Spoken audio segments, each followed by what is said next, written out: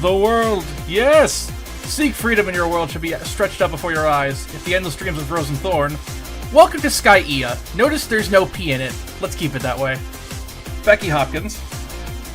Eat shit! Pull up your waiver! The hero of tomorrow.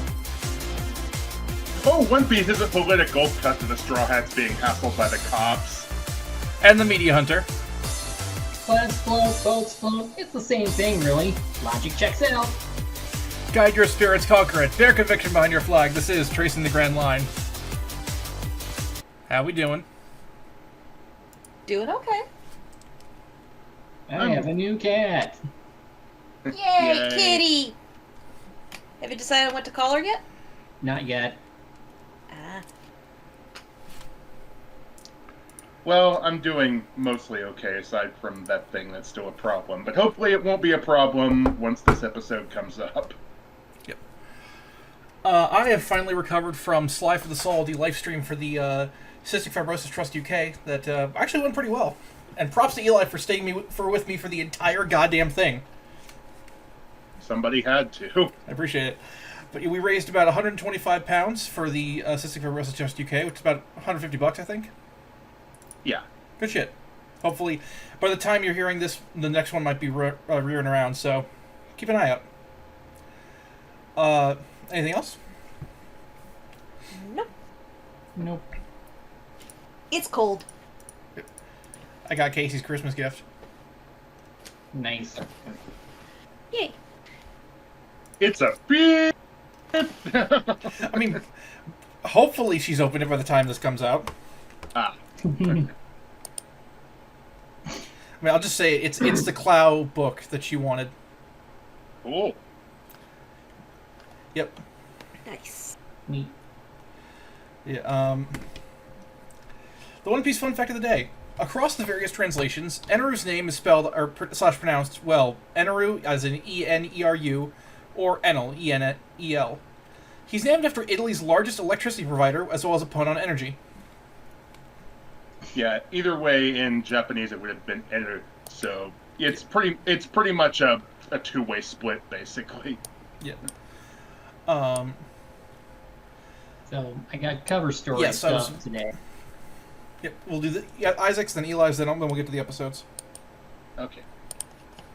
Alright, so for this batch and for however many more there are, we have Waffles Omnivorous Hurrah! Oh God! Yep, Waffle's back. So, he ended up on an island and started eating things for fun. He morphs into a tree, a lamp, a bench. He doesn't turn into a town despite starting to eat it, but he gets arrested at least. Well, he did get away somehow in a funny chase scene, and all the while, the people of Drum Island are working away happily, seemingly aware of what's become of their old ruler. That's all I got. The rest we'll go over next time. Eli? Man, if only in the real world there were more situations where the old ruler is just off humiliating himself while everyone else is happily doing their own thing. Eli? Well, Anyway. I have a fun fact, sort of, but it probably won't be fun for you, Rosen. Oh no. So, you mentioned before that I'd find some secret edit somewhere in some obscure dub to make my segment last a little longer. Well, you're half right. Oh no. Now, the 4Kids dub of the anime, as I said, has ended. They never came back to dub any more of that.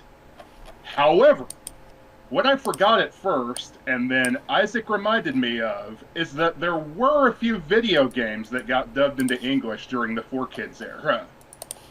I've already talked about the localized Grand Battle game, but there are two more that matter for our purposes.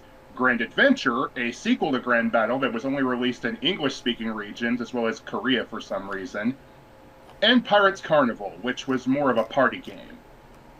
And I bring this up because some of these games contain voice characters from arcs that 4Kids either skipped or never got to in animated form, so presumably, we actually do know what some of the 4Kids voices would be for some of these characters. Now, this includes some Skypeia characters, which I'll bring up when Rosen gets to them in his voice notes, but I'm going to go over the ones we've already met first. First, from Little Garden, we have Broggy and Dory. Now, Dory would have been voiced by Andrew Paul with 2 L's, though apparently that's a stage name. His real name is Chris Pollitt Coulee. I'm not sure how you pronounce that last name, which is probably why he has the stage name, but I've already mentioned that he voiced Mihawk, Ben Beckman, and Pearl in the 4Kids dub, though I forgot to mention that he was also Orbot in Sonic Unleashed. And this surprised me most of all. These games are one of the only times that we've had a credited voice actor for Panda Man, and it's him. And Broggy would have been Christopher L. McAllister, who's had a few live-action roles, including the dubious honor of playing Jim in One Huck Finn short. If you've read the original book, you know why that's a dubious honor. Yeah. Good thing they just shortened the name to Jim. Yeah. But when it comes to voice acting, these games are pretty much it, aside from playing Yuri in the dub of the obscure Italian animated series Virus Attack. Second, from Jaya, we have everyone's favorite character, Bellamy. Bellamy would have been voiced by Andrew Rannells, who I already talked about as young Zorro. And then, guys... Oh, no. We actually have a credited 4Kids voice for Blackbeard. Oh, no. And this gives me a chance to correct a mistake that I apparently made. See, I said before that Wapol was Sean Schemmel, and according to some wikis he was, but apparently I was wrong. He was actually voiced in the 4Kids era by another actor, Matt Hoverman, the same guy who voiced Blackbeard in these games, as well as another Skypeia character that we won't technically meet until later. The dubbing wiki also credits him as the voices of Higuma and Pell, who I said was Mark Derison before, though the wiki does actually mention that some of his roles have been misattributed to Mark Derison and Sean Schemmel, so apparently I'm not the only one to make this mistake. The lesson here is these fuckers need to be credited better. Yeah. Oh my god! Well, according to this wiki, Huberman was also the voice of Rid in Cubics, Professor Coda Torta in Winx Club, Professor Brown in Pokemon Chronicles, Apache and Ian in Shaman King, Lucas and Dark Oak in Sonic X, Jagger Princeton in Yu-Gi-Oh! GX, Jacob in Yu-Gi-Oh! Or Yakob, I guess, in Yu-Gi-Oh! 5Ds, and, oh yeah, Captain Motherfucking Harlock in Harlock Saga. Nice. Okay, I'll admit, having Blackbeard be voiced by Captain Harlock is a pretty baller choice. Really good. And apparently Huberman went on to become an award-winning screenwriter and playwright, so good for him. And that's it for now, though, as I said, we'll get to more as we keep going through Skypeia. Alright, well, episode 153. Sail the White Sea, the Sky Knight, and the Gate in the Clouds. We open on the Mary breaking through the clouds, the wings breaking off in the process. Props to Blackbeard for being able to roll with the punches, even when he has no ship. Van Auger, have you been smoking your eyepiece again? Sir, I don't know what that means. Neither do I. Now get to paddling. It's like, how are they going to get back to shore? I don't know, but this is turning into Nick Nolte, I just realized. You're laughing. We just lost 160 million berries, and you're laughing. And I'll continue to laugh.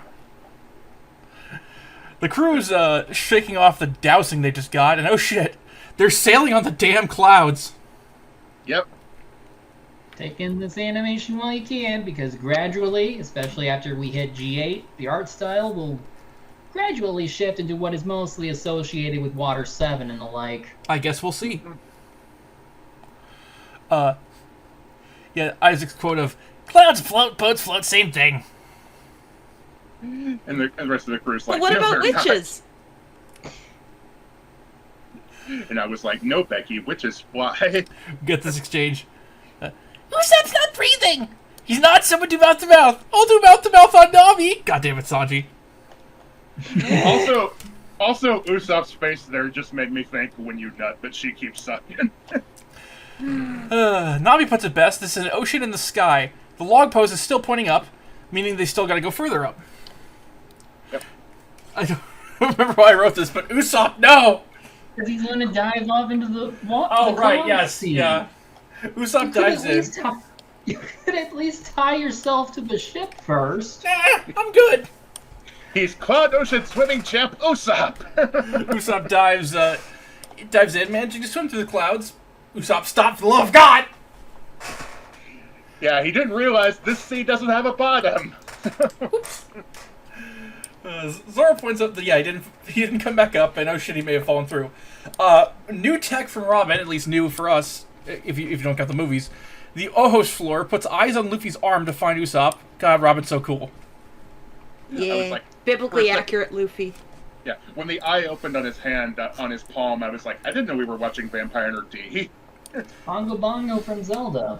Yeah. Or the Pale Man from Pan's Labyrinth. Luffy has a crane game, by the way. Yeah. Robin extends hand after hand, and hey, they catch Usopp, and oh god, Sky Kings! Yeah. Zoro and Sanji dispatch them right quick, and hey, they're skyfish. Neat. Robin That's not what skyfish look like. They're giant rods with wings. Yeah. Controlled by some sky guy. Robin in the Code Geass fish meme. Yeah. No! Robin hypothesizes that the fish evolved to live up here. And wow, Sanji, you work fast. Maybe, well, Sanji's fast. Maybe that's why he can't get a woman. Yeah. Also, while all this is going on, Usopp's just in the fetal position going, Sky Island scary, Sky Island scary. Can't sleep, Sky Island will eat me. Can't sleep, Sky Island will eat me. Oh shit, a dude! To destroy you. Oh, is that all? Yeah. Let's see. The dude attacks the crew, but not sure why. But here comes a goddamn armor-clad knight to save the day. I will point out the dude's questionable mask. Yep, I was avoiding it. And also, when this guy kicks Sanji in the face, the TV edit censored it by removing the impact frames and the kick sound effect. And they did the same with him kicking Luffy and Zoro. It is heavily implied that you are kicking me. Pretty much. This is Gonfall. Gonfall's played by John Swayze, who last talked about as Crocodile. In Japanese, it's Joji Yanami, who last talked about as Mayor Boodle. Gonfall says, everybody gets one. And the crew are exhausted, probably because of how thin the air is, given how high up they are. Yeah, they're not used to moving in the thin air, but this guy's doing just fine in full armor. I mean, he was born up here. Yeah. Also, so Gonfall, and by extension the rest of the Skypeia characters, refer to the Straw Hats as Blue Sea People in the uncut version. But in the TV edit, they're given the much more awesome-sounding name of Gravity Blue Riders. Yo. Which makes them sound like some kind of Sentai team. Fuck yeah. Wonder why it's different in each cut, though. Don't know. Weird. Maybe that's what they intended for the 4Kids dub. Maybe they thought blue people sounded racist. He also Are there real blue people out there? There are dozens of us. Group. Dozens. I thought you could only become blue if you ate too much colloidal silver. Yeah. You'll have to excuse him. He just blew himself. 2 Arrested Developments in the span of 20 seconds. But yeah, he calls the crew Blue Sea People, and this is the White Sea, and they need to reach the White Sea about 10k further up. It's a little too much whiteness up here. Yep. Gonfall's... Oh. Yep. I should probably mention, Gonfall would have been called Gunfall in the 4Kids version, according to Grand Adventure. Yeah. Gunfall Tanaka. Yeah. It's just weird, too, because they usually censor guns. Yeah, it is. Isaac, we're free from 4Kids. We can admit that nothing they do makes sense. I mean, we're And not also, technically Pew free Pew from Fall. 4Kids. Also, Pew Pew Fall doesn't sound as good. Bang Bang Fall? And we're not technically free from 4Kids, as we've established. I know. I can dream, Just a- Harold. Just a little bit longer. Gonfall's a mercenary trying to sell a whistle the crew can call for help for 5 million X tolls. Also, what the fuck do you mean there was another way up here? Oh, apparently it was super dangerous. Never mind. You can blow my whistle, baby. Whistle, baby. No! Let me know. It'll cost you 5 million X tolls. What are those? And he also has Henderson's beard. Yep. Hey, free whistle. Thanks, Gonfall and Pierre. Weird horse, dude. Yeah, so Pierre ate the horse fruit, or the Uma Uma no Mi. There is no fruit image. I am not doing a cum fruit segment for this because it was eaten by an animal. I'm just imagining it to be like a banana shaped like a horseshoe.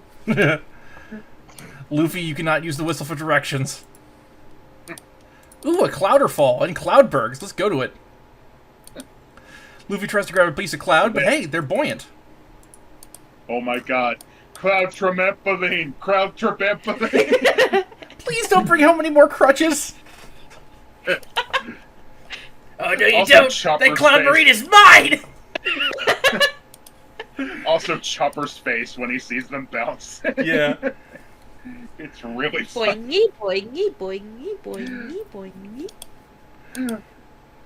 The guys have fun on their bouncy Cloud Soul. Nami suggesting they look for a route to the lake to take. And hey, Usopp found a gate, and that gate name, Oh god, Heaven's Gate. Everybody, don't chase any comets and keep a hold of your balls. Avoid Also- applesauce.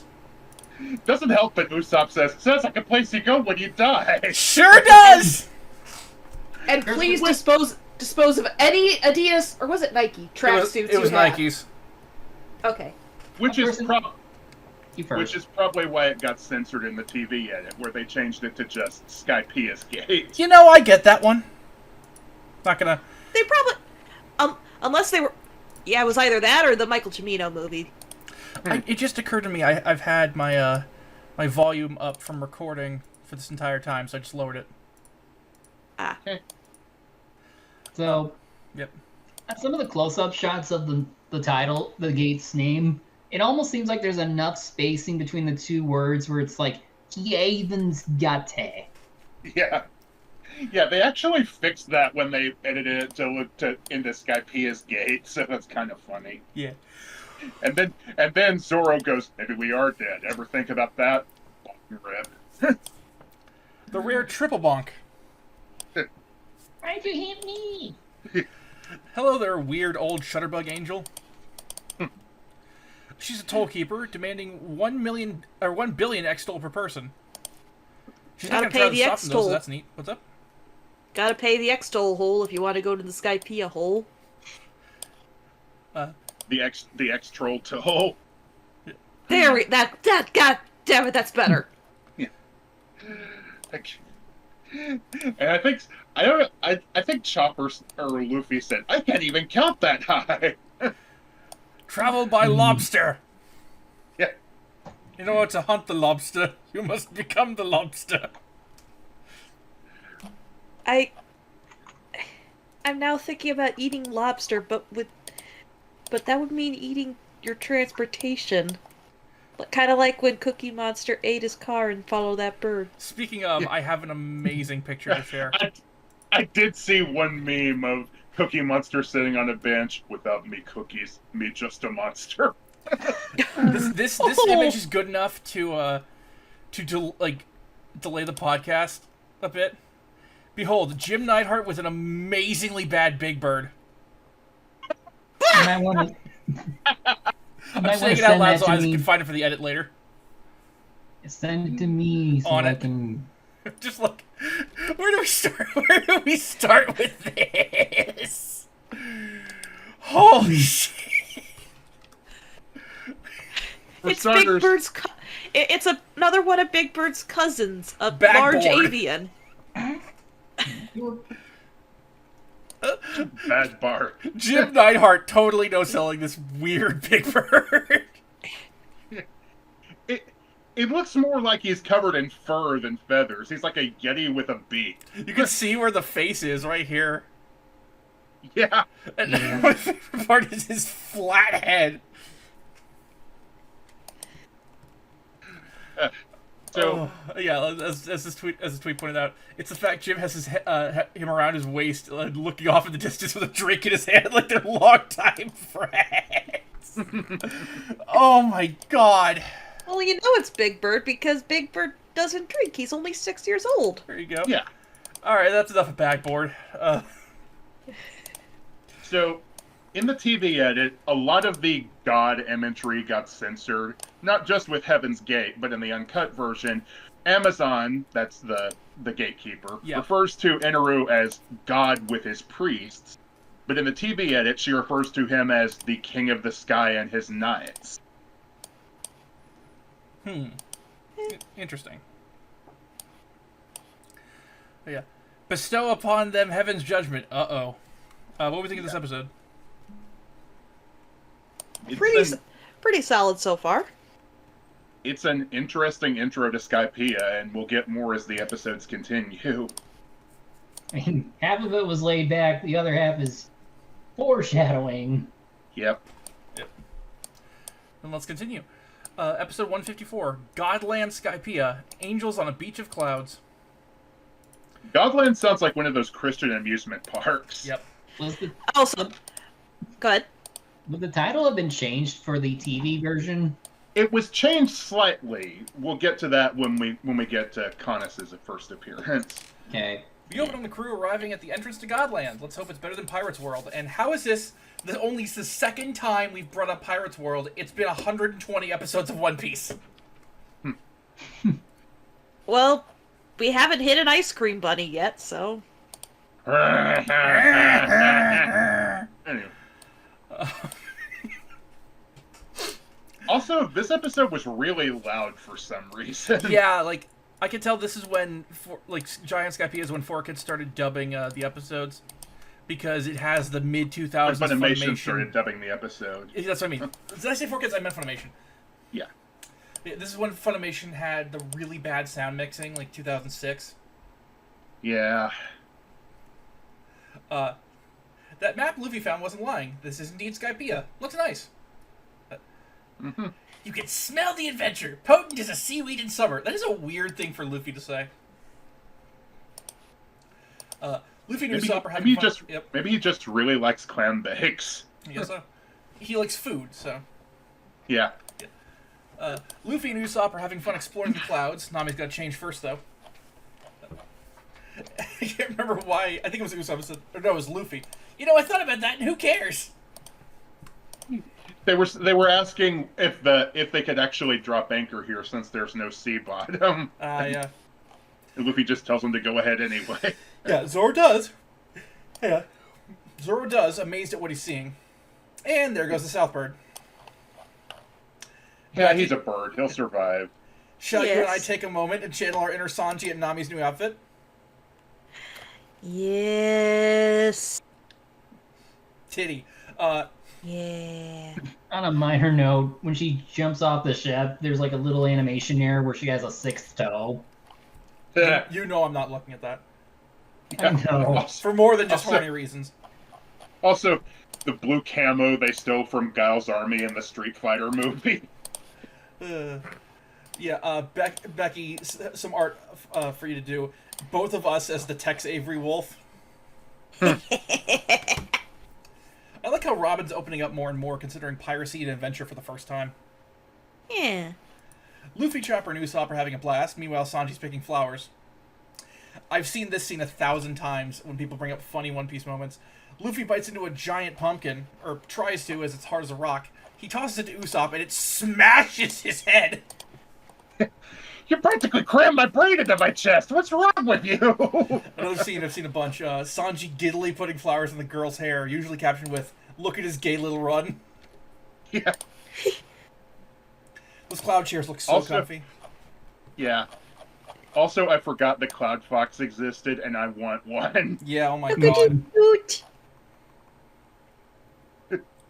Consider it's like the cutest fox creature in the series. Because remember, the Oda designs get a little, cartoony. Yeah. But this one's just right. Mm-hmm. Yeah. Snoot. Yeah, Zoro, that's not a cloud, that's a fox. And that's a new character. This is Connus. Connus is played by Yeah. Laura Bailey, who we last talked about as Hisoka. In Japanese, it's Reiko Takahashi, who was Reika Yotsui in Detective Conan. Diana Sorrell in Turn A Gundam. Barbie in Toy Story. Young Moroku in Inuyasha. Yorda in Aiko. Princess Kaguya and Sergeant Frog, Yukino and Samurai 7, Silver Mist and Tinkerbell, and Kaneki's mom and Tokyo Ghoul. When Kanes first showed up, I'm just imagining Sanji's face on Jake Wood going, "Are you an angel?" Yeah, for once I get why Sanji thinks she's an angel. Yeah, Yeah, because of she course. actually has wings. Mm-hmm. Of course, despite that, they're not actually angels. No, it's just The fact. Sky people, they're just Sky Island inhabitants, but they also come in 3 different groups that we know of. She is considered a Skypean in this case. Yeah. Yep. And that, of course, was another bit of religious imagery that got censored, with Sanji just referring to her as a lady.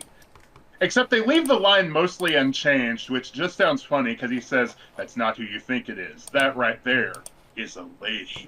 Whoa, she's a lady. Also, Angel Beach was renamed to Cloud Beach, despite the fact that the title card still refers to it as Angel Beach. Weird. You think the 4Kids writers ever looked at, ever realized that this arc would have so much religious imagery in it, and they just breathed a sigh of relief that they lost the rights to this show? Maybe. Conus definitely sounds like Rize. Yeah. I mean, she is Laura Bailey, so that's no surprise. Sanji, but Nami's all business. By the way, that's a Konash fruit. You cut through the underside and drink the juice. Yeah, I make that same face when I drink cheer wine. And here comes Kona's father, Pagaya, on his awesome Cloud Runner TM. Pagaya is played by Grant James, who we last talked about as Zeph. In Japanese is Mahito Oba, who we last talked about as Smoker. And hey, Almost sounds like he could be Marvin the Martian, but that's just me. Yeah, I can hear it. And hey, that waiver's the same one as from Nolan's book. That's neat. And hooray, yeah. Sky Island cooking. That'll serve Sanji's kitchen nicely. Nami has some technical questions about the waiver. And oh god, who put Luffy behind the wheel? And Chopper's just like, "Save him, you assholes!" He's gonna learn his lesson. You think he'll learn anything? I'm gonna call the hospital. I'm not gonna call the hospital because it means you won't learn anything if I do. This is the most boneheaded Luffy's ever been. Yeah. I mean, it's not water. You can probably swim. Like, we've reached peak doof. Yeah.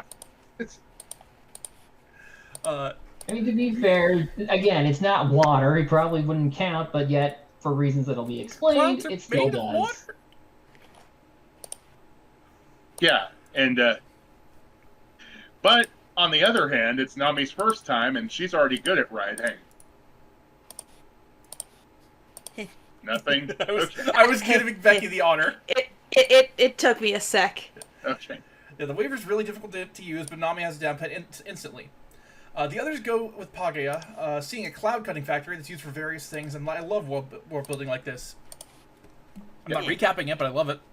Yeah, they really didn't have to go this hard with the lore for an arc where most of it doesn't affect anything, as far as we know. But it's cool that they did. I mean, it won't be the last time we see Sky people in this series. It's just, but still. Yep. Yeah. Oh shit, sea prism stone's involved. That's a lot of science stuff I'm not smart enough to properly recap, so let's just say it's a mystery cloud stone. Yeah, basically it evaporates from volcanic steam, which has sea prism stone in it, and that's why the clouds still work like water, and why the devil fruit users still sink in it. Thank you. Sanji drinking the spoiled sauce was pretty funny. Yeah. Why do you keep it around? I don't get around to Well, throwing stuff away. Yeah, sometimes it takes a while to clean out the fridge because executive dysfunction. Yep. Yeah. Robin asks about more of the science stuff. They use seashells as various things, calling them dials. In this case, sound recorders. That's neat. And for powering waivers, they use wind capacitors. Double neat. Yeah.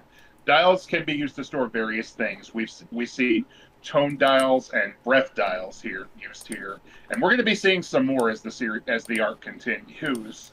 It's a lot like the Flintstones. Kinda, yeah. I like the lamp and oven ones. Yeah. Oh, yeah. They also use the. I guess they also use the flame dial for the. Oh my god! Yep. I was just imagining Luffy going. So this wind blows wind out of its backside, like me. The fart dial. The food all looks incredible. Yeah. Talk about farts when I'm trying to talk about Things I food. cannot pronounce. Yeah, and a side of island fruits that I can't pronounce. So when the group is served dinner, the TV edit pulls another reverse Jesus with Robin's wine glass being changed into water. Now it's apple juice. Now it's beer. Yay, beer! Sanji asks where Nami is, as he doesn't see her in the clouds. Conus is worried that she went to the upper yard, a place one isn't supposed to go. It's sacred ground, after all. It's the island And where why God did- lives. Oh dear. And why didn't you tell her? Like, you This is really where should the have gone, oh, by the way, don't go off toward this place we're not supposed to go. I'm gonna do it. This is where the god lives. Yeah. What do we think of this? Yeah, I really like the lore drops in this episode. Like, Yeah. it's pretty interesting that most of this, in the grand scheme of things, will not matter in the future of this series, because we barely get mentions of Skypeia later on. We do see Sky people, but not the actual island. So the fact that Oda went so hard for what amounts to one small stop in the Straw Hat's journey really makes the world feel more lived in. Now, granted, Oh, good. there is the possibility that Skypeia is going to be super important later. With Oda, you can never tell. But as far as we know, not yet. Yeah, I gotta agree. I like these little touches that don't. It doesn't feel like we're having our time wasted or anything. It's just a neat look into how this world works. Yep. Yeah. Episode 155, The Forbidden Sacred Ground, the island where God lives in Heaven's Judgment. We open on Luffy finding out there's a god. He doesn't know what to do with that info. Neither There's do I. actually a god, like from all those old stories, you know, the Bible. His name is Eneru, apparently. He was just called King. He was just called King Eneru in the TV edit. Yes, Sanji, he even sees you polishing your chef's knife. Also when you masturbate. Yeah. He sees everything? Yes. Even why kids love Cinnamon Toast Crunch. Zoro's an atheist, by the way, but the cool kind who doesn't care what others believe. But in the TV edit, because they don't refer to Eneru as God there, the conversation between Zoro and Chopper is changed to a more disjointed one about how Chopper thinks that Zoro believes the king to not be all bad. And Zoro says he doesn't really care, but the Sky people have thought he was bad for so long they might not actually know the answer. It's weird. And honestly, I'm inclined to agree with Rantnap here that it feels like it was thrown together at the last minute. Yeah, it screams that. Yeah. Let's see. Conus hasn't stepped foot on the sacred ground that Nami's about to step on. Luffy is, of course, excited to go. I've seen that look in your eyes before, and it always gets us into trouble. You really think I'm the guy who would do that? Yes, absolutely.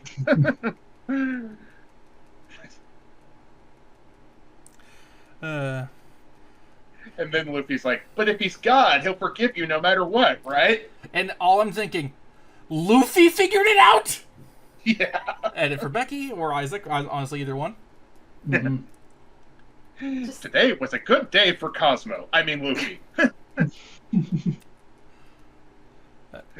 Robin asks about the consequences of going to the upper yard. Conus and Page is saying that people go there don't return alive. They better go find her. Beware the sacrilege.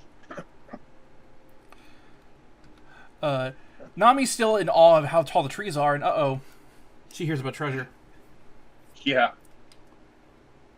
You think that's impressive? Those trees were broccoli stalks when they started. How divine. How divine, how divine. Da-da-da-da-da-da. Anyway, what was I gonna say? Conus, you gotta do something. This Eneru doesn't sound like the nicest guy you could have found. He doesn't have to be. He's God. Ah, so Zoro's read the Old Testament. Please keep letting Zoro just roast God like this.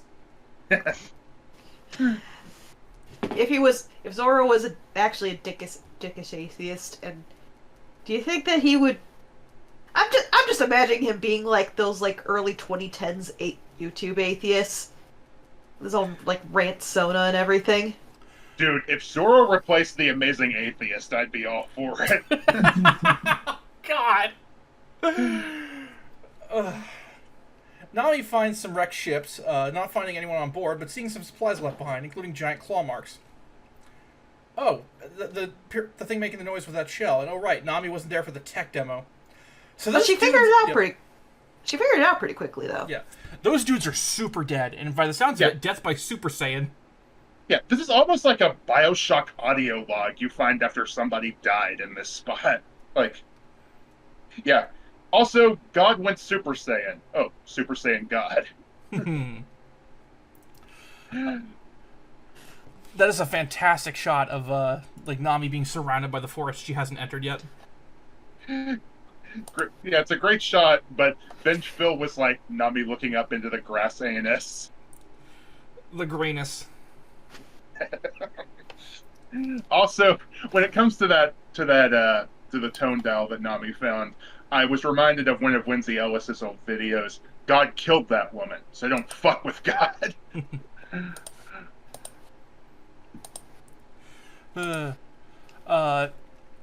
Nami knows that it's time to bolt, but that's when the thunder hits, and here comes some people. They gotta wait for the wind, and Usopp's starting to lose it.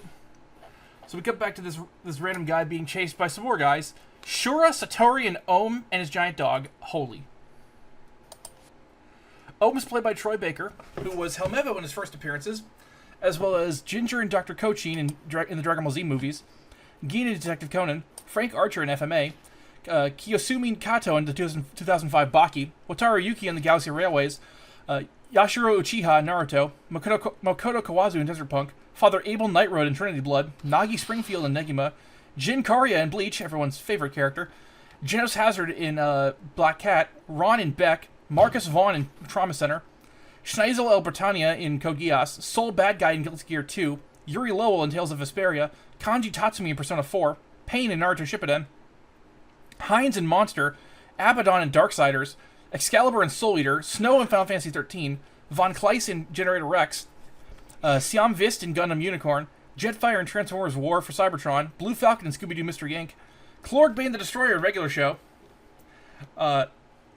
Ryosuke Morimi in Eden of the East, Clay Quartermain in The Avengers Earth's Mightiest Heroes, Espio in Sonic, Guy Gardner in Young Justice, Ryu Hayabusa in Dead or Alive, Vincent Brooks in Catherine, Two-Face in Batman Arkham City, Nova in Ultimate Marvel vs. Capcom 3, James Sunderland in Silent Hill 2 HD, no, not the newest one, Sigma in Zero Escape, Alphonse Dalton in Professor Layton, Booker DeWitt in Bioshock Infinite, Aaron Black in Mortal Kombat X, Revolver Ocelot in Metal Gear Solid 5, non-movie Lego Batman, Batman in the Telltale series, Jonesy in Fortnite, Magni in God of War, Baki Hanma in the Netflix series, Dash Haper in Carmen Sandiego, Grime in Amphibia, Higgs Monahan in Death Stranding, Joel in The Last of Us, Sealdor in Vox Machina, Shockwave in Transformers Earthspark, Ozymandias in Watchmen Chapter 1, and Indiana Jones in that new game. For Troy Baker, a shockingly low number. Yeah. In Japanese, So- yep. I was gonna say these four mercenaries actually do have voices in the 4Kids games, though I'll wait until you're done going over all of them. Yep. In Japanese, it's Eiji Takamoto, who we last talked about as Drake. Shura is played by Kent Williams, who we last talked about as Scorpion. And in Japanese, it's Shinichiro Oda, who we last talked about as Zaba. Satori is played by Chris Case, and who we last talked about as Mr. 11. In Japanese, it's Yasuhiro Takado, who we last talked about as Mr. 9. So these four actually did have voices in the 4Kids games, though for a couple of them, Ohm and Gedatsu, or as Grand Adventure rendered it, Gedats with a Z, their voice actors are still either unknown or uncredited. Shura would have been Dan Green, who I previously talked about as Dragon, and Satori would have been David Lapkin, who I previously talked about as Mr. 7. So regarding the dog, when he has to go night-night, does he go sleep in the dog house of the holy? Bravo.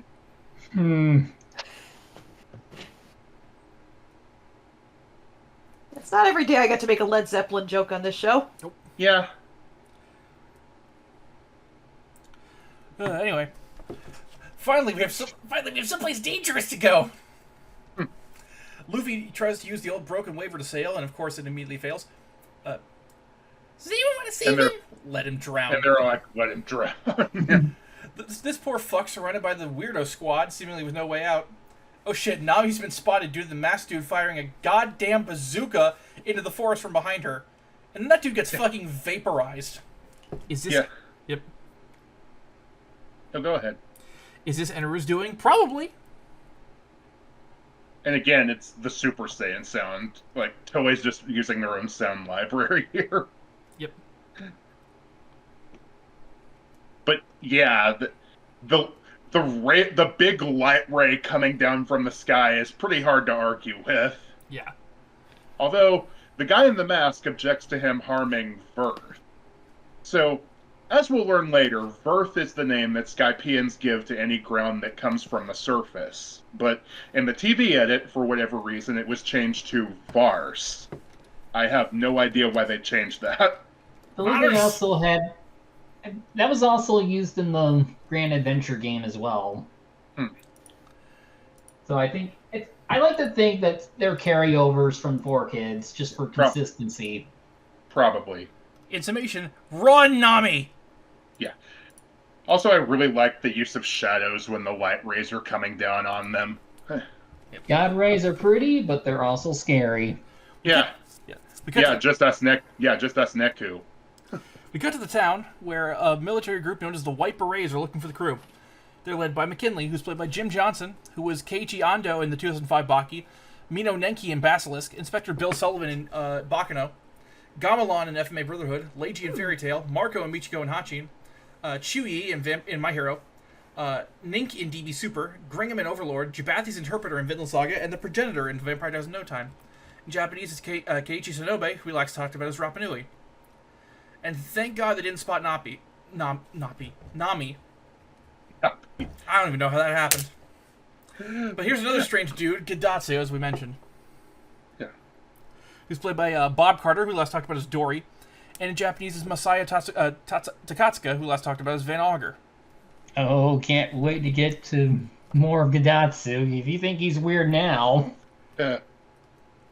Like, I can't take the White Berets seriously in the fucking Cloud Hammer pants. Or the White Berets.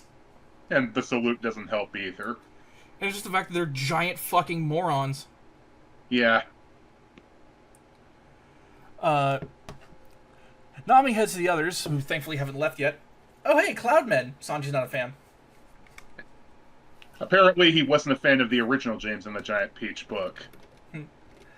That one was just for me. Why are they crawling? Well, whatever reason it is, they're here to bring Heaven's judgment.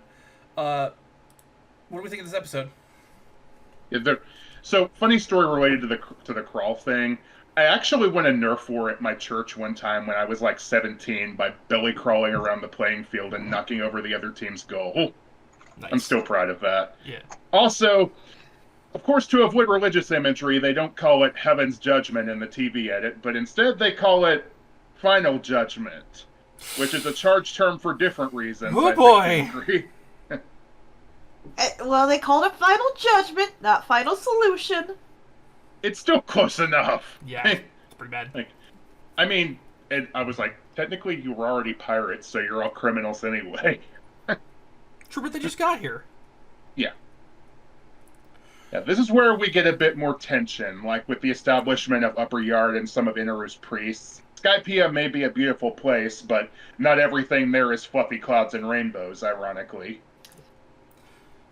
I mean, I was waiting for the other shoe to drop, and it dropped. Yeah. Like a bolt from above. Let's try some of the Sky Island cuisine. Let's go to Sanji's kitchen and see what Casey's cooking.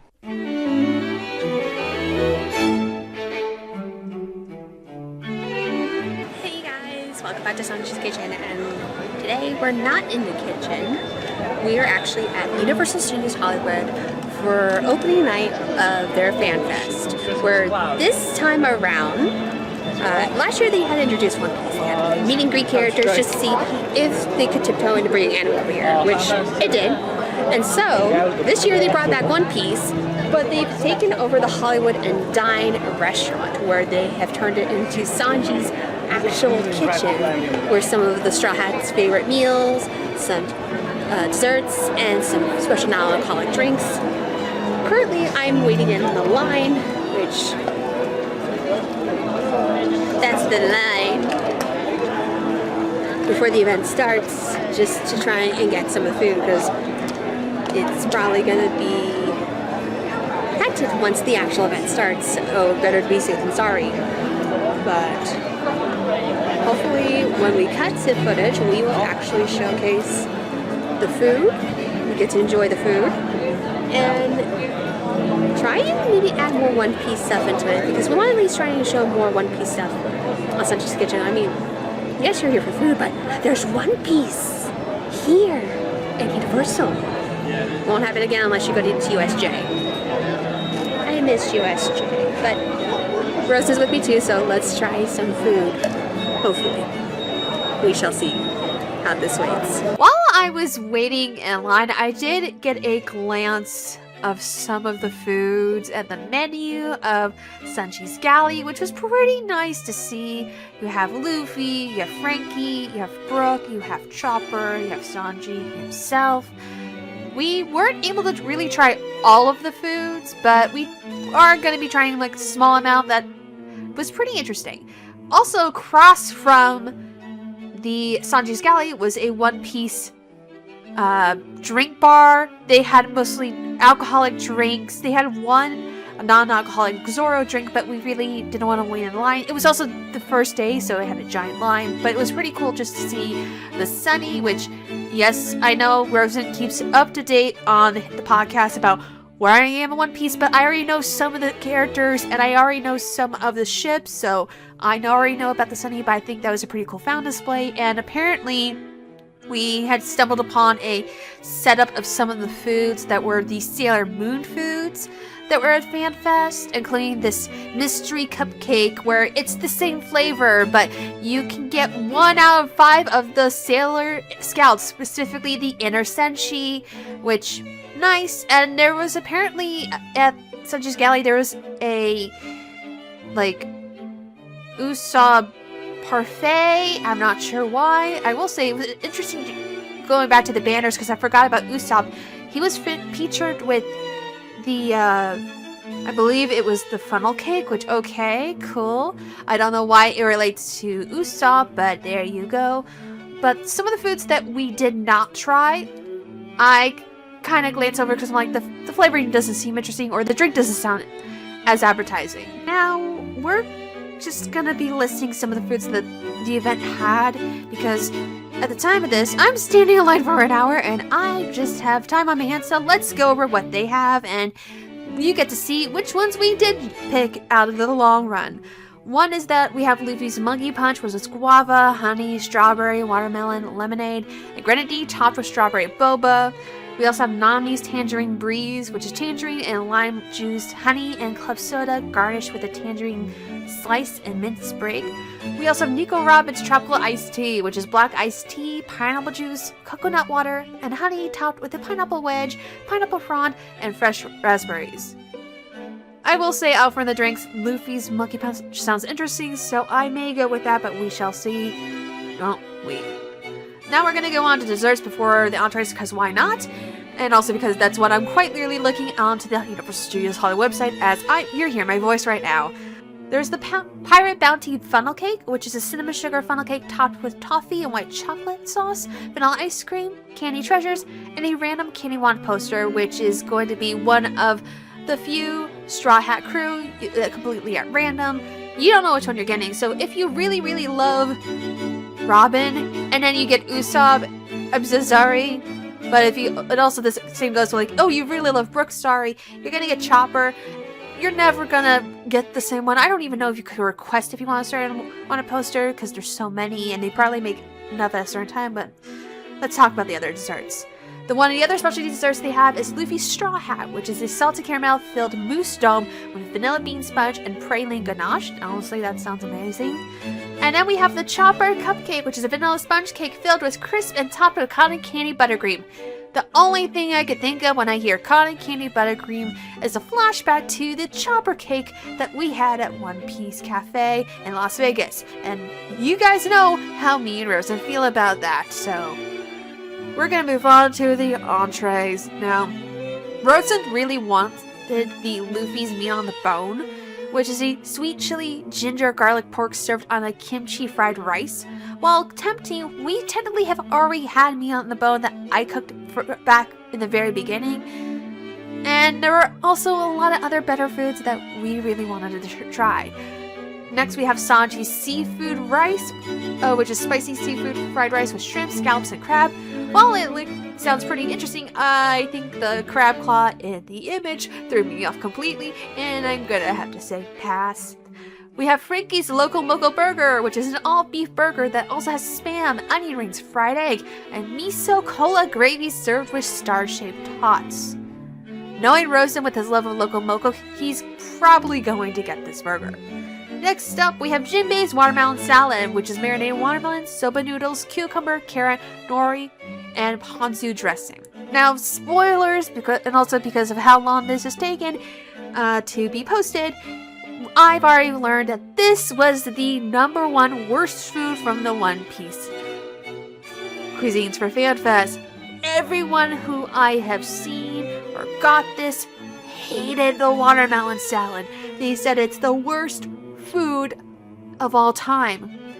Which is funny that people say that because Universal Studios Hollywood food, coming from myself as a theme park nerd, is very, not good. Trust me, I went back to FanFest another day and I tried getting myself a apple melon smoothie from Super Nintendo World that I loved last year, and they changed the recipe and it grew so tart that I couldn't even finish it this year. Yay! But I digress.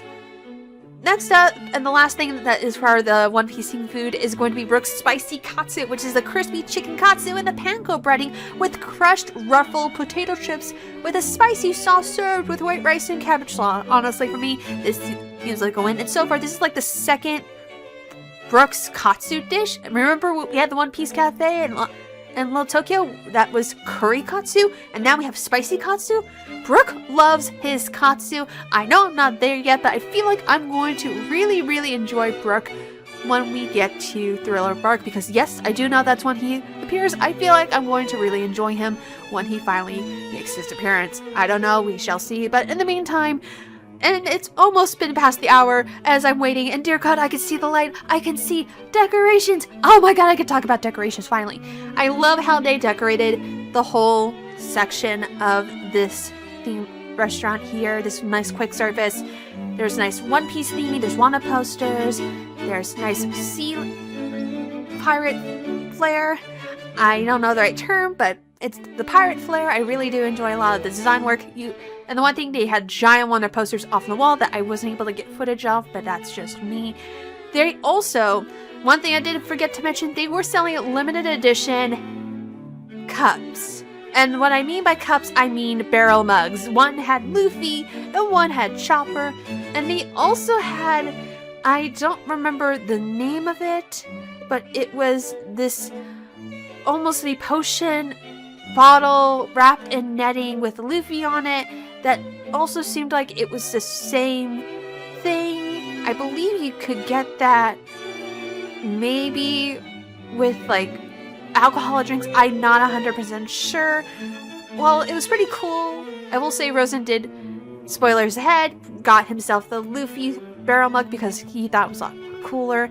Though I was getting reminiscent of the barrel mugs that are at both Universal Studios Japan and Epic Universe of their Donkey Kong mugs. So that's what I was being reminded of. And hey, maybe for Hollywood, we'll finally get Donkey Kong. I don't know, I can only do wishful thinking. But in the meantime, we have gotten our food and let's feast finally. First off, we have Luffy Straw Hat Cake. We have the Monkey Punch, which is all strawberry. We have Brooke's Spicy Katsu. And then we have Frankie's Loco Moco Burger. And I also realized we need utensils to have all this, but let's enjoy some food. And also, say our rating system, Rosen, be helpful. S to F. S, which is? The best. And F is? Bad. Rosen, you're out of it. Okay. First off, we're gonna have the punch. So I'm gonna step off the side. Oh, that's good. It's wrong. That's strawberry. I will give that a solid A. I don't mind the popping bobas. You? I'll give it a B. It's good, but it's way too strong for me. Yeah. It's super sweet. Super sweet. I actually don't mind it. Oh, I got Brooke's spicy katsu. I'm not sure what the sauce is, but there is a. Ooh! I forgot that the breadcrumbs are ruffles. I probably might have said that in voiceover, but that. Okay. I actually do without the sauce. It's potato chip crumbs. Yeah. But no, enjoy your burger. I won't have the burger, but I shall have. Really, you want a bite? I'll take a bite, but I want to try. We'll do first. Yeah. So on here we got fried egg, miso and cola gravy apparently, onion ring, spam, and burger. Oh, S. really? Yes. Oh wait, you're not gonna like this mushrooms. I'm not gonna like the mushrooms. What? That there is mushrooms. Oh. I'm gonna go from the side.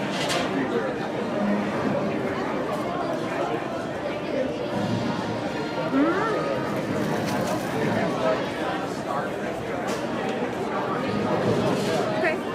I can see where it's going for, but I don't give it a B.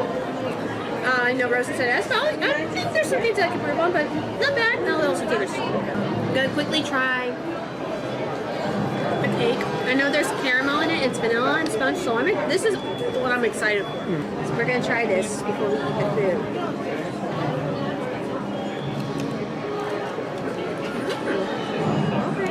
Okay. May I? Yeah. It's not super sweet. See? Yeah, I didn't get all the caramel. So leave some for me. I did. I'd give that an A. Yeah, actually, I give that an A too. Not a big sweets person. I know. I'd give that an A as well. You know, pretty good. Yeah. I like the burger. Yes. Honestly, overall, we give Sanji's Galley an A. We give it an A. And will we try the other foods? We actually can't because they curved the line. And also, the first day some mobile orders will probably be capped. However, we do hope that you enjoyed this segment. And actually, I would offer you food this time, but no, I'm hungry. I waited over an hour for this food. Go get your own food. Oh, you think we're done? We're not done here at all. Surprise! We have something extra just for all of you. Here in the next segment, we're going to be talking about the One Piece stunt show that happened at FanFest because I couldn't stop thinking about it and I had to film something. And since I wasn't doing a normal vlog for It's Nighttime over on my channel, I feel like this would fit more with Sanji's Kitchen on here. So here you go, guys. Bonus content! I hope you enjoy! So, Rose and I just got out of One Piece, the Grand Pirate show, which is the stunt show that's taking over Waterworld for FanFest. That was awesome. I think, for me personally, out from Waterworld, They should replace it. the Purge show that's over out during Halloween Horror Nights, I thought the Purge show was for HHM was great. This was the best stunt show I have ever seen really Universal do. We're trying to get you more in because you. It's fine. Yeah, this was a show that managed to capture like the core 5. Actually, they're right behind me on the poster. Technically 6. Chopper is literally a plushie. It's really funny. It's so funny. This was a show where you can tell that they did a lot of love and care into the anime. Like, Let's see, they had, this is along with the Straw Hats, they mentioned they had Buggy and the Cross Guild, Toshigi, Kizaru. They also had Crocodile and Mihawk. That is the Cross Guild. That is Cross Guild? Cool. Yeah. This takes place during the post-time skip, so they're in the post-time skip outfits. You have the Marines trying to find Luffy and the crew because they are trying to stop them from finding this plant that's basically quick gunpowder. And chaos ensues. And we are the citizens of this place. Midori Island, which is just green. It's all green. Midori just means green. Oh, really? I think so. Unless Isaac finds out in Japanese what is Midori. Because, like, isn't Midori the actual name of the character from My Hero Academia? That's Minoru. That's very true. But this was a stunt show, I think. Yeah, it's green. Yeah, it is green? Yeah. This stunt show managed to capture the stunts. It captured sword fighting. It captured so much machine gun. Get the machine gun away from the Marines. Why is Tashiki mainly using a machine gun? She used the machine gun for a good chunk of it. It's also a prop they have during Waterworld.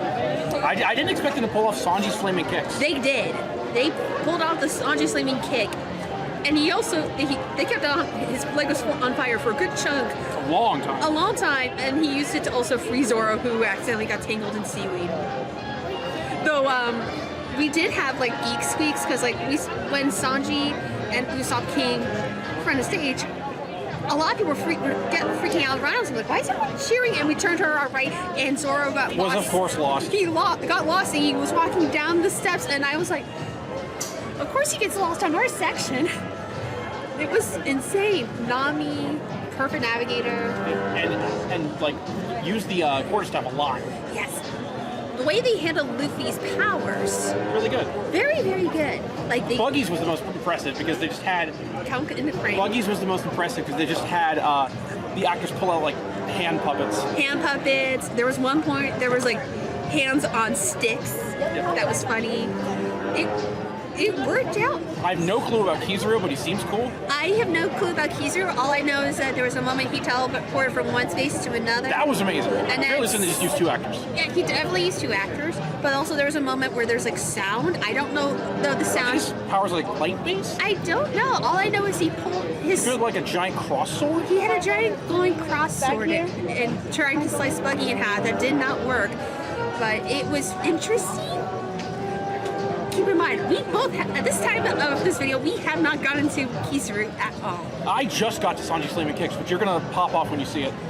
I already know about Sanji's flaming kicks, but okay, that's awesome. when you see it, it's different. Yeah, but that was insane. And then just knowing that we didn't have the rest of the Straw Hat crew, but they were on the Sunny.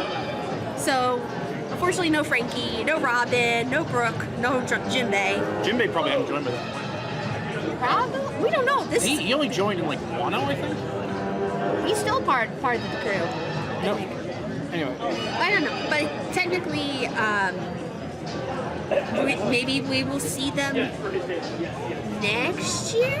But that's a what if. But generally, this is also at the time of this video for the podcast, and also for some additional support for Sanji's Kitchen. It'll probably be a separate video. I don't. Make it easy. No, this is added on to the additional Sanji's Kitchen because the other one, with Sanji's Kitchen currently, would be very short. So I want to make this super long. Sure. So yay, this is add-on. You get 2 parts, 2 for the price of 1. That's the fun of it. Yeah, fake outs. But this was insane. It was. Everyone was cheering. I don't think I've heard the crowd cheer that much since the Purge show from HHN. If you want, for audience at home, try and go for the Purge stunt show for Waterworld. It is very fun, and they play a lot with the stunts, and they do a lot with the water effects to make. Am I allowed to say blood on your show? Yes. Yeah, they do a lot of like water that makes it look like fake blood, and it makes it very fun and safe. Yeah, that's a show for adults. But this One Piece one, it is so well done. It's so crafted. You can tell that they put a lot of thought and love into this. I don't know if it's the exact same show as it was from USJ. Not really sure about that, but this is incredible work. I will make one interesting fact or note. Almost everybody was speaking, except Sanji and Kizaru were lip syncing.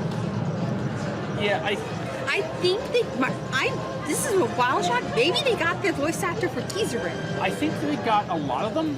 Usopp sounded exactly the same. Maybe? No, that was the actor. Usopp sounded a lot like Saying Straight, is all I'm saying. I don't know. I don't think they I'm got... very tired. I don't know. I think they actually got, like... They did get Kizaru. And they did get, like, somebody else that was dubbing Sanji. I don't know. But a lot of the other stunt performers were performing as themselves. So it's very likely that it was pretty much 2 actors were lip-syncing, but the rest were doing their own dialogue. Yes. But no. If you... At the time of this video and the time of the podcast recording, if you want to see this One Piece stunt show, you highly recommend going to Universal Studios Hollywood for FanFest nights. It's going on between the middle of April and there's no way this to is the going beginning of on May. in time. It's not going to be coming out on time, but you can still watch it on YouTube. And also, the show's doing pretty well. This is literally day 1. This stunt show is coming back next year. I highly guarantee they're going to be bringing this stunt show back this year. Everyone's been loving it. There's no doubt about it. So we have to see it end. But this time we are really ending it. This is the real ending. Show me the way to go home. I'm tired and I want to go to bed. Yeah, I'm tired too. We hope you had fun at Sanji's Kitchen double feature. Wait, that's Jaws. Wait, that's Jaws! No! And we're back, episode 156. Already criminals, Skypeia's upholder of the law. We open on the White Berets confronting Luffy, much to the crew's confusion. And what the fuck is that Luffy picture? Once again, anyone who says this One Piece isn't political is full of shit. Yeah. But it's okay. Illegal entry is only an 11th degree crime. All they have to do is pay 10 times the entrance fee, so 70 billion, goddammit. Which is apparently only 7 million berries. It's still a lot, but not nearly as much as they thought. Yeah, but imagine if they only had to pay the original $7 billion. They'd only have to pay 700,000. Yep. Also, you didn't even tell them how much that was in berries at the start. Maybe it was intentional. Yes. Maybe. Anyway. Oh god, they're Eneru's servants. The White Berets are immediately ignored. Good. Meanwhile, Nami's on her way back. Oh, Usopp, you're not going to get money out of Nami. Usopp is still not doing well, but he calms down enough to talk some sense into Luffy, and his reasoning is actually sensible. I mean, he's right in that Nami probably has billions stashed somewhere, but yeah, no. Yeah. Now, He is desperately trying to be diplomatic, and about halfway into this episode, I just realized this is the black guy telling the crew not to antagonize the cops. Oh.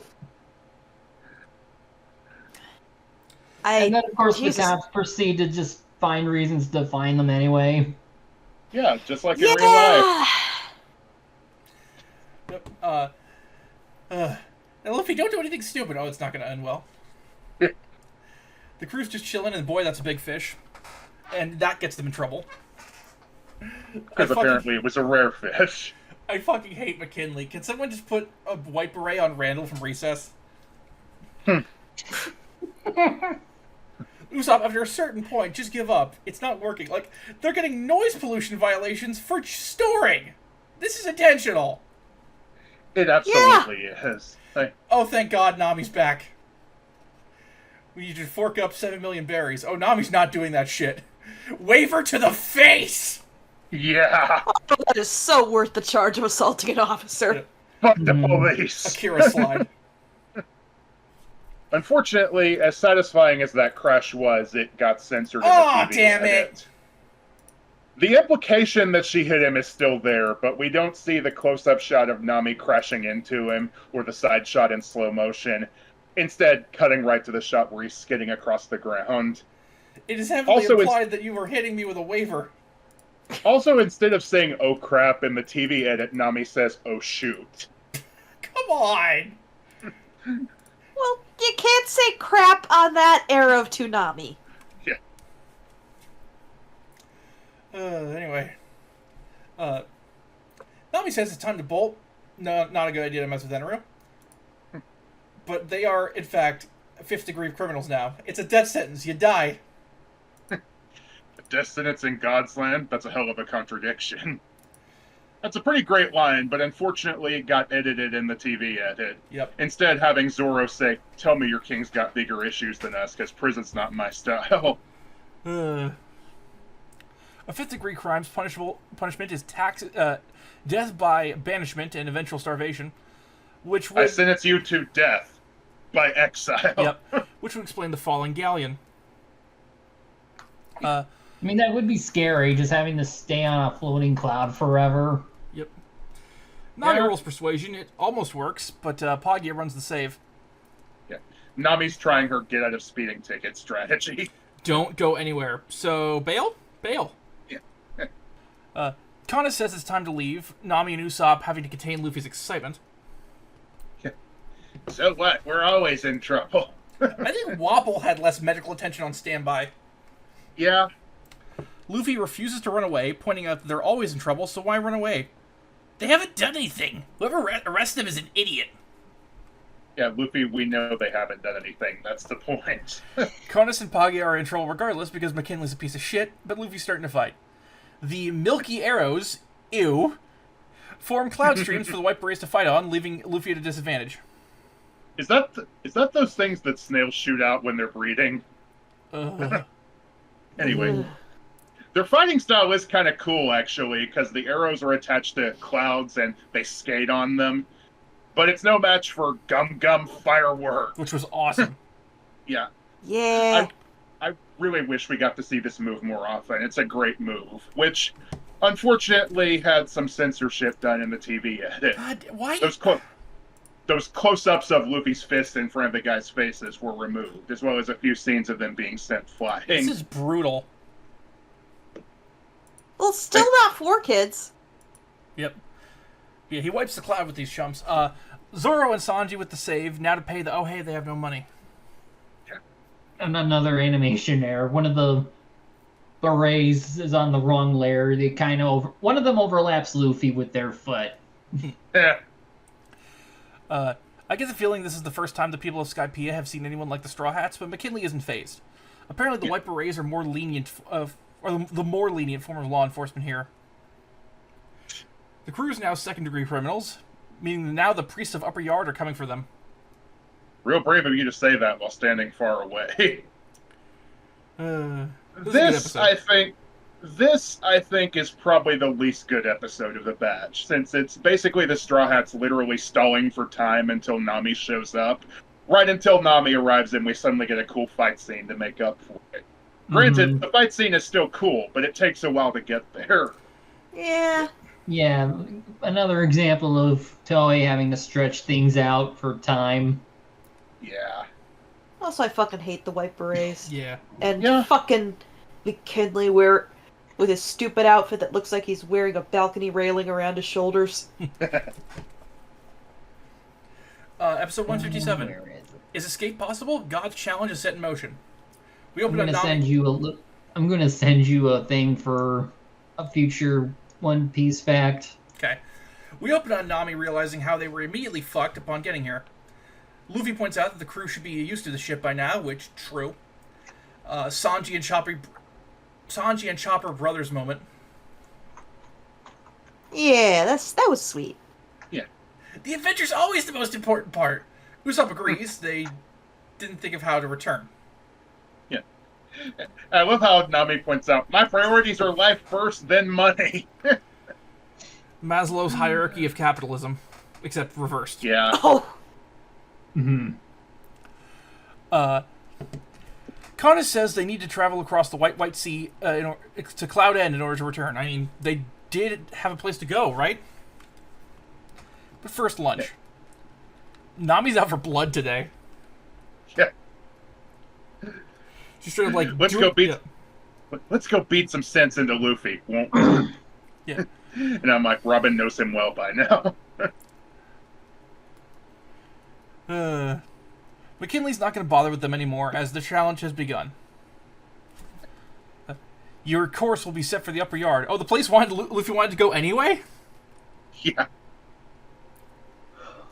I was like, how exactly is the ship going to go there? But later that question gets answered. Yep. Kanas tells the girls and Chopper about a shortcut. Robin and Chopper knowing Luffy won't go for that. Then Robin notices, something. This crew really needs a ship, right? Oh, specifically Robin's noticing that Kanas is sweating a little. Yeah. She will remember that. Oh my god, Sanji, bravo. He's just building beautiful food art. Yeah. Like, and when Chopper gets up onto the ship with them, so I think the character is referring to Chopper's heavy point as weight boost in the uncut version, is actually an in-joke at the expense of the TV edit. Because while 4Kids called heavy point heavy boost in the TV edit, Funimation at first called it weight boost for some reason, but in the uncut version they call it weight boost before Chopper says, "I told you it's called heavy point." Robin brings up her skepticism, bringing up that there would be more stories of people returning from Skypeia. Yeah, something's clearly up. Yeah. The boys are bickering in Connus' place, but something's approaching the ship. Oh shit, a Sky King. God damn it, Sanji. I can't remember why I said that. Oh, right. Because he was upset that Nami had changed into a t-shirt when he looked through the binoculars. I'll let you say your comment.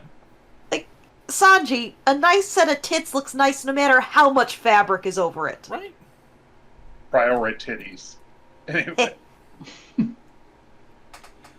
Anyway, oh fuck, the ship's moving on its own. Like, the sails aren't even set. Something's going on. It's another express lobster, and this one literally has God on its forehead. Yep, the legendary white sea super express lobster. Which was removed in the TV edit. Anyway. Zoro manages to crack the fucker. Robin saying it's not going to do much, but hey, more monsters. Well, clearly you need to boil it in the hot spring first. Right? Then just eat all the crab you want. Insert the clip from Don. Also, I'm getting the impression that Zoro's still skeptical of Robin, and Zoro, it's not the time for that! Right. Yeah. Though Robin has an amazing line. Our punishment has already begun. There's no way to stop it. Yeah, because they're literally being chased by Sea Kings, or Sky Kings, or whatever they are. And I was like, that seems a little defeatist to me, honestly. Like, you've seen what Zoro can do, right? Not to this many, and again, he's probably still not used to the air yet. Also, Robin's been through some shit. Yeah. You know things are desperate when Nami's crying out for Sanji. Yep. No, she was calling out for Luffy. Luffy, Usopp, then Sanji. Yeah. Okay. Let's see. Oh, speaking of... Where are they? Luffy's like, where are they going? I got nothing. Shut the fuck up, Sanji. Yeah. Luffy's wondering where they're going, unsurprisingly turning up empty. Oh shit, they're being taken to a sacrificial altar, and shut up, Sanji! Yep. It's getting worse. So Also, again... I hope Eneru ain't expecting an all-virgin sacrifice. So, again, to remove the religious imagery, they changed Sanji's dialogue a bit here. In the uncut version, he talks about them being sacrificed to that wannabe god. But in the TV edit, while they still have them talk about them being sacrificed, he's more lamenting the fact that he can't lose his Nami. Ugh, that's so much worse. Yeah. There's a second punishment for Form and Skypeia. Luffy, Sanji, and Usopp are to face judgment with the others as hostages. Don't worry, we'll figure something out. We always do. Yeah. There's only one way to get to the upper yard. The Milky Road via waiver. So literally everything and everyone on this island is against them. Luffy's not intimidated, though. At this moment, the entire population of Helsinki will be out to get you.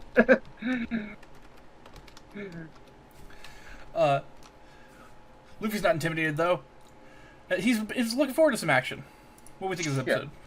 Yeah. I mean, a couple of things. We got to discuss that we got a new ending in this. I was going to segue to it after. Okay. So there is one point because the Milky Roads go all over the island, and Pagaya does bring up the man-eating fish in them, and I'm like, it's just a guy eating a bucket of fish. Alright. Keep going. Also, the crew on the ship being taken through the cardboard trees. Good shit. Yeah. Anything else? Well, are you going to talk about the ending now or after our thoughts on the episode? Now. Well, after our thoughts on the episode. Okay. I mean, Now we're... You first. Yeah, I like the... I mean, the stakes are getting fucking established, and it's making me want to see what the fuck happens next. Yeah. Mm-hmm. Now we're starting to see where the end game of this arc is going, because now the Straw Hats have a reason to defy quote-unquote God, since he's directly captured some of their friends, with the possibility of executing them. Yeah. We get ending 10, Faith by Rapina, with English version done by Caitlin Glass. I like it. It's okay. It's visually interesting. Yeah. Although, except for the part where they mistakenly spell Chris Sabat's name in the credits with 2 B's. Sabat. Yeah. And out of context, I have seen that bit of Luffy riding the bicycle, but I just realized it's him pulling water up on the ship. It took me a while to realize that.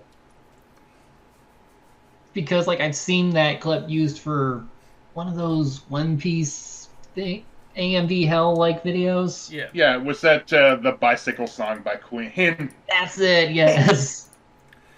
Episode 158, A Trap on Lovely Street, the Almighty Enero. We open on the return of the narration recap. This is going to be a recurring thing, I know. Luffy's just walking away, pointing out that they shouldn't cause trouble for Konos or Page at this point. They're planning to swipe a boat, but no boats are found. They're a bit lost, but Konos is going to help. She's going to take them... Yep. She's taking them to Lovely Street, but over to the right you'll see Lonely Street, where Heartbreak Hotel was located. Yeah,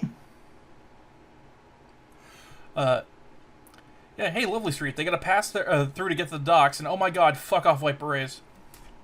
Yeah. And Konos also mentions an Angel Island, and somewhere Knuckles starts sweating. Oh no. Oh. Yeah, better not hear Nami hear about no Master Emerald. Oh no. Luffy's just out of it today, huh? Yeah. Lovely Street lives up to its name, being the central commercial hub for Skypeia. Of course Luffy wants food. Who wouldn't? Oh right, they're wanted criminals, so nobody will even look at them. Yeah. So, there aren't a lot of edits in this episode, but there are a few dialogue changes. Mm-hmm. In the TV edit, Konos talking about death gets censored a few times, like when she's escorting the Straw Hats up the stairs. In the uncut version, she says they could be killed up there. But in the TV edit, she says there's a chance they might not come back. Tomato, tomato. Yeah. Seems like a pointless change. Also, this is just a really cool-looking Bazaar. Yeah. It actually kind of reminds me of Skyward Sword. I think it might have taken inspiration from it. Skypeia word sword? Yeah. Hey. Nice grappling hook system. They encounter a prayer statue. That's also neat. I wonder if it's a fertility statue. Although from the back it certainly looks like a dick. That's why I said that. Yes. But anyway, Luffy's line about them praying to this god statue was censored in the TV edit, where he refers to it as some kind of good luck charm. Come on. I mean, what is prayer if not an attempt to have good luck? I don't know. Anyway. Bong rip. Anyway. Nice boat. A lot of them. Kind of shocked we aren't seeing more unique vessels so far. Luffy gravitates towards the gondola, but instead their boat is the Crow. Still better than the 2024 version. And Sanji points out, wait, crows don't even swim. I checked, they do not. I was gonna say Becky had to check. It's a modest ship, let's say. But Luffy isn't going. Is this because he suspects something, or because he doesn't want to use the Crow? He just wanted to ride the bigger gondola. He's not scared, he's selfish. Konos could only be more suspicious if she was waving big red flags! Yeah. But she points out the exit. Can't look them in the eye, though. Luffy actually noticed that Konos has been trembling since they started making the trek, and Usopp points out that this makes her and Page accomplices. Luffy says she doesn't have to do this, but Konos finally spills the beans. Hang on a second. I mean, remember, Luffy is extremely emotionally perceptive. Yep. Yeah. But Connus finally spills the beans, but to everyone else, those beans ain't ready. Yeah. Stealthy, McKinley. Everyone starts to back away. Yep, Sanji's figured it out. This was Pagia's idea. It seems like a regular occurrence. It's every citizen's duty. You know what will happen if you don't follow Mighty Eneru's will. Connus breaks down crying, much to the chagrin of the town, and she's the one who called the lobster. They have to lead all criminals to Upper Yard under penalty of death. Eneru seems like a dick. Luffy agrees. Yeah, this line from Connus is the other mention of death that got censored in the edit. She says the penalty is death here in the uncut version, while in the TV edit she just says the penalty is severe. Fine. Death is severe. Yeah. The guys ask why tell them at all. She needlessly put her life in danger, but oh shit, here comes the beam. Not now, Joshua! Little impression for you for that boat. Caw, bang, fuck, it's dead! God. Luffy drags Connus out of the way, or tries to, and there goes Lovely Street. It's not a lovely street anymore! Gone fall Now with it's a the lovely save a hole. lifetime. Yeah. Oh, the weird old man! He's gonna keep Connus safe, asking Luffy what he's gonna do, and what he's gonna do hasn't changed. Rescue the crew. And Connus goes, please come back to us, God. Oh shit.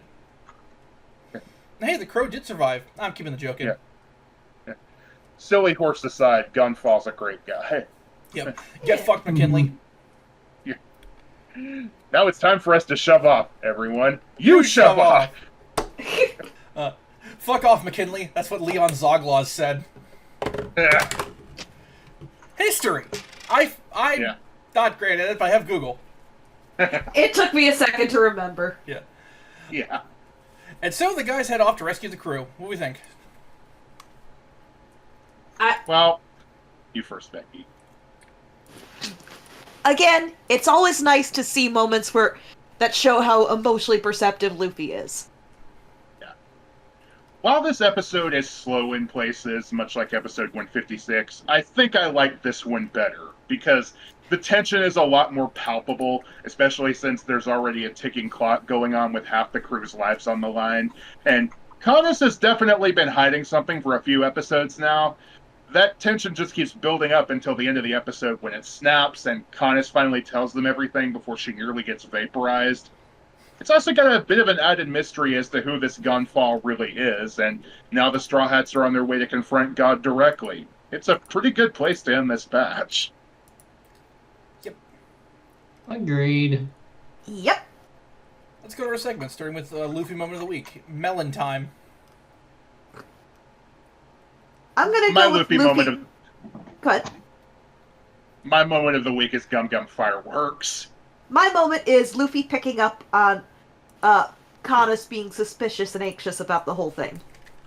Mine is his jealousy of Nami writing the waiver. Yeah, that was pretty good. Most valuable pirate this week is going to Nami. Not, like, my own biases aside, it's purely because she fucking walloped McKinley in the face with a goddamn waiver. I'm giving it to Gunfall for those two saves that at the beginning and the end of the batch. Was it pretty good?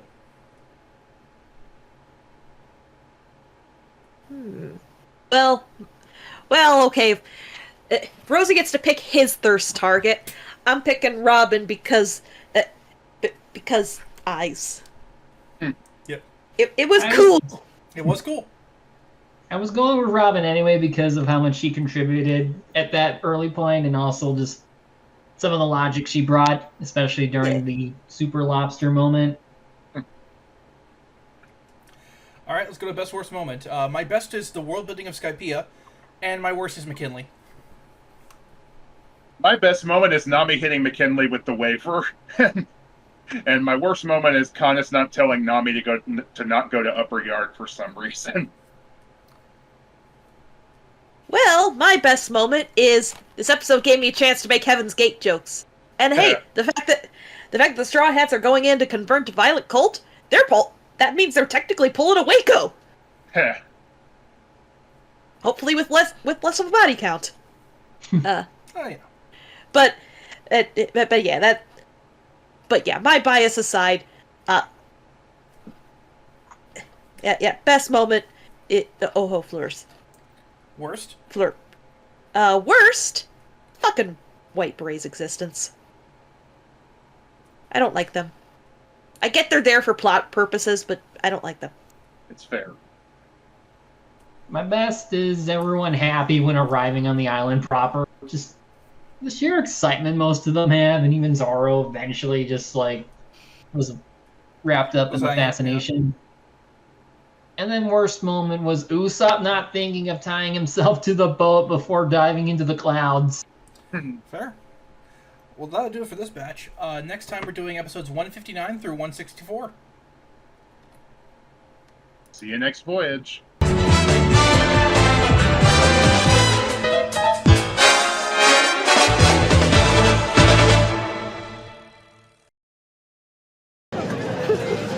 I'm too tired to make a reaction.